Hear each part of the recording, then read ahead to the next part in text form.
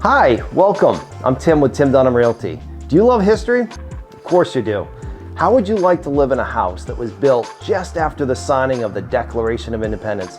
This home was built in 1795 and features amazing details, such as the crown molding and the trim that is uniquely different in every room.